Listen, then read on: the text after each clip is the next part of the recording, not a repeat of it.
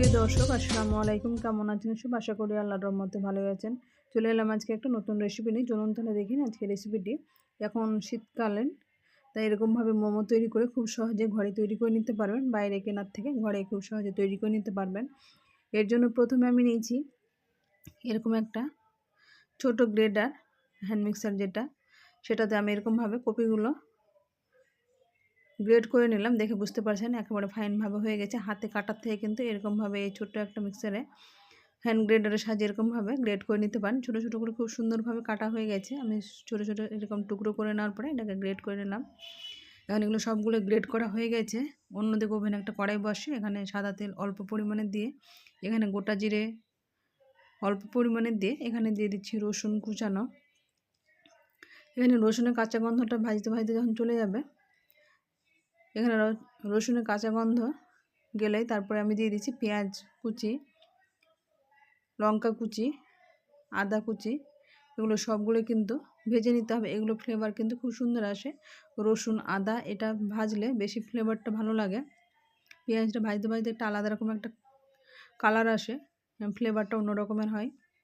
তাই আমি সবগুলো এখানে মোটামুটি এটা হালকা ভেজে নেব। এটা মিডিয়াম ফ্লেম করে ভেজে নিচ্ছি যাতে পুড়ে না যায়, সেই দিকটা খেয়াল রাখতে হবে।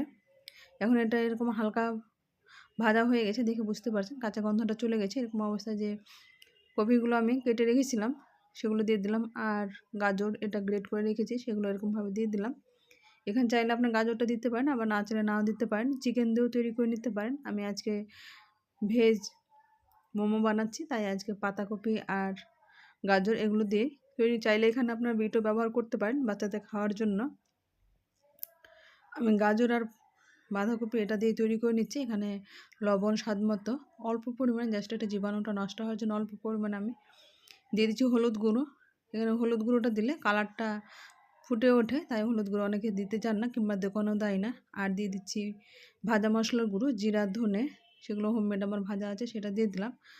আর গোলমরিচ গুঁড়োটা কিন্তু অবশ্যই দিতে হবে, যেহেতু আমি লঙ্কার পরিমাণটা কম দিয়েছি, তাই এখন এখানে দিয়ে গোলমরিচটা দিয়ে নেড়ে চেড়ে ঢাকা দিয়ে রেখে দেবো 10 মিনিট মিডিয়াম ফ্লেম করে। এদিকে আমি আটাটা মেখে নেবো। তাতে আমি নিয়েছি ময়দা, সামান্য পরিমাণে লবণ, 3 চামচ মতো সাদা তেল। এখানে ময়দা পরিমাণটা আপনি নিজেদের পছন্দ মতো করে নিয়ে নেবেন। আমি এখানে 1 কাপ মতো দিয়েছি।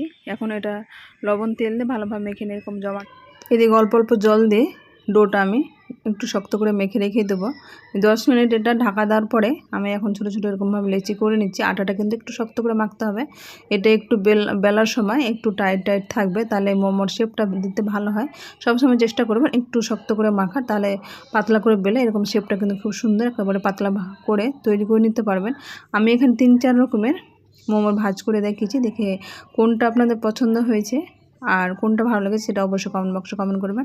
এরকমভাবে সবগুলোই আমি মোমো তৈরি করে নিয়েছি। এখন একটা এরকম ছিদ্রযুক্ত আমি ডিশ নিয়েছি, সেই ডিশের মধ্যে তেল মাখিয়ে নিয়ে একটা পাত্রে আমি জল আগে থেকে ফুটতে দিয়েছিলাম। ফুল ফ্লেমে এটা ফুটে নেওয়ার পরে কড়াইতে জল দিয়ে এটা ফুটে নেওয়া হয়ে গেছে। এখন আমি ডিশটা বসিয়ে এরকম ধরনের ছিদ্রযুক্ত পাত্রে এটা মোমোগুলো সাজিয়ে রেখে আমি 10 মিনিট এটা ফুল ফ্লেমে ফুটে নিলাম। এটা 10 থেকে 15 মিনিট সময় লাগে, যেহেতু পাতলা করে তৈরি করলে এটা খুব সহজে সেদ্ধ হয়। একটু মোটা থাকলে একটু সময় লাগে।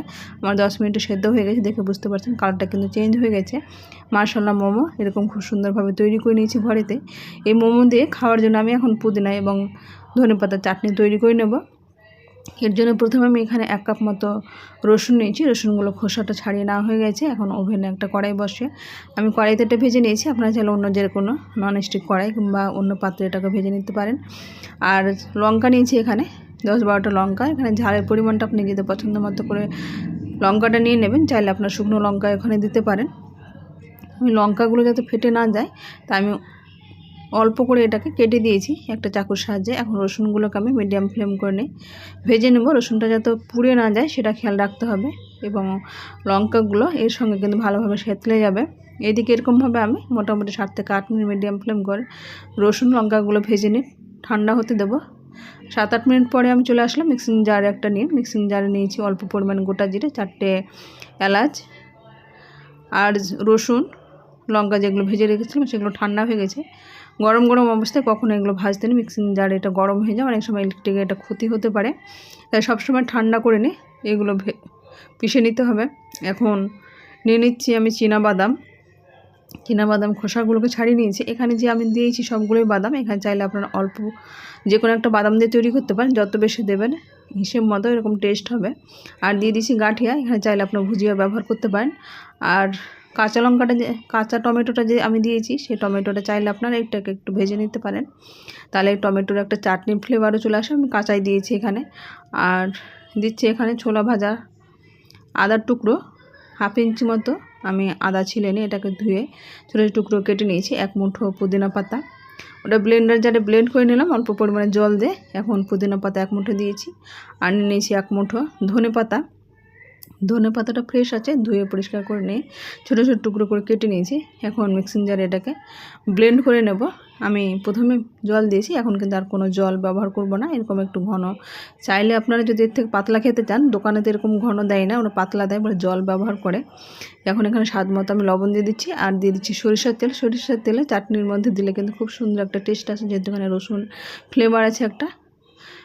কাঁচা তেল, সরিষার তেলটা দিলে এখানে কিন্তু অসাধারণ লাগে। এরকমভাবে আপনারা পুদিনা ধনেপাতার চাটনিটা তৈরি করে দেবেন, মশলা অসাধারণ লাগে খেতে, অনেক টেস্টফুল হয়। আপনারা বাইরে কেনার থেকে এরকমভাবে খুব সহজে ঘরেতেই মোমো সহ চাটনি এরকমভাবে তৈরি করে নিতে পারেন। আমার রেসিপিটি কেমন হয়েছে আপনারা অবশ্যই কমেন্ট বক্সে কমেন্ট করবেন। আজ তাহলে এ পর্যন্ত, ফিরে আসছি নতুন কোনো রেসিপি নিয়ে। ভালো থাকবেন, সুস্থ থাকবেন। আসসালামু আলাইকুম।